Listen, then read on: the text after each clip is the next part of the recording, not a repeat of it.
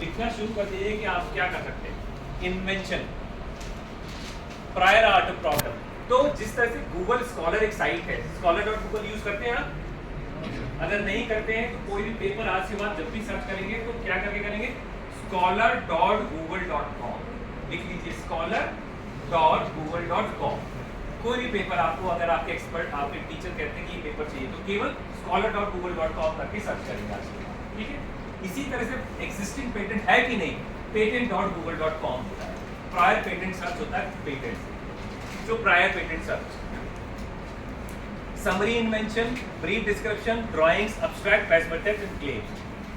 तो एक गवर्नमेंट की वेबसाइट है जिसके थ्रू आप काम देख सकते हैं। Next, ipindia.gov.in। तो ये आइडिया है, कॉन्सेप्ट से आप feasibility, development, scale up, launch and post launch, अलग अलग प्रोसेस है जो आप जा सकते हैं। नेक्स्ट,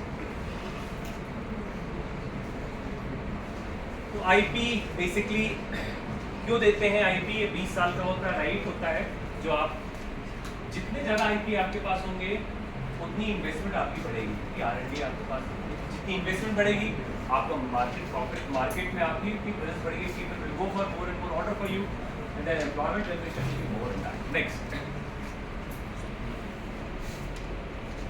तो ये आईपीआर का एक पूरा रोबस्ट फ्रेमवर्क है।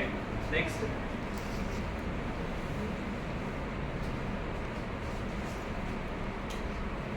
नाउ बस यहाँ पे रुकिएगा, आगे मत। अब क्वेश्चन ये होता है कि सपोज आपने आगे ही बढ़ी, सपोज ये प्रोडक्ट है, इसका आपने पेटेंट बनाया, आपने कहा एक पेटेंट आपने कर,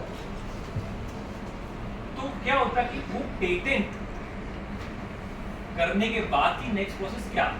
भारत में कहा कि इतने लाख का पेटेंट है, बट पेटेंट के बाद क्या? तो पेटेंट होने के बाद उसमें कमर्शलाइजेशन एस्पेक्ट क्या है? कमर्शलाइजेशन मतलब वो कंपनी इस पेटेंट को बोलेगी कि मैं इस पेटेंट के थ्रू प्रोडक्ट बनाऊंगा। आपने तो पेटेंट कर लिया, तो उसको प्रोडक्ट बनाने के दौरान में उस प्रोसेस को कहते हैं tech transfer, technology transfer. Back तो ये पेटेंट आपका आ गया, बैक टू ना, तो उसे कहते हैं टेक्नोलॉजी ट्रांसफर। क्या कहते हैं उसे? Technology transfer. हाँ, तो ये technology transfer is the process of knowledge, basically technology transfer for commercialisation. तो आपने पेटेंट जैसे ही किया तो उसकी कमर्शलाइजेशन को कहते हैं टेक्नोलॉजी ट्रांसफर। तो आप जितना भी आपने देखते होंगे वेबसाइट, आप स्टार्टअप की जितने भी आप देखते होंगे कि पेटेंट के बाद भी कमर्शलाइजेशन एस्पेक्ट्स में आते हैं। तो इनोवेशन सिस्टम। नेक्स्ट करें, इस सिस्टम को मेरे ख्याल से ऊपर रख दो मेरे पास, मैं ही कुछ कर लूँगा, इसको ऊपर रख के। टेक्नोलॉजी ट्रांसफर प्रोसेस है, तो प्रोसेस के दौरान में रेवेन्यू बनना, रेवेन्यू और कमर्शलाइजेशन, ये दो एस्पेक्ट्स हैं जो पेटेंट के बाद होते हैं। Ultimately you wanted to earn from your research, वो आप हो सकते हैं इन्हीं दोनों के कारण। नेक्स्ट, टेक्नोलॉजी ट्रांसफर मैकेनिज्म है। नेक्स्ट, तो ये दो तरह की होती है, पुश एंड पुल। नाउ ये एक बेसिक कॉन्सेप्ट बताना चाह रहा हूँ, पुश एंड पुल। पहले क्या होता था, जब आप 80s 90s में प्रोडक्शन क्या होता था, मार्केट में ये प्रोडक्शन कर दिया, अब आपको खरीदना है, तो ये इसी में से खरीदना है, उसे कहते थे पुश मार्केट। अब क्या हो गया? पुल मार्केट, मतलब जो आपको चाहिए वो बनेगा। पुल, आप कह रहे हैं कि मुझे ये चाहिए, तो उस हिसाब से कंपनी करने की, तो वो पुश प्रोडक्शन था, आज हो गया पुल प्रोडक्शन। That is what. बस ठीक है।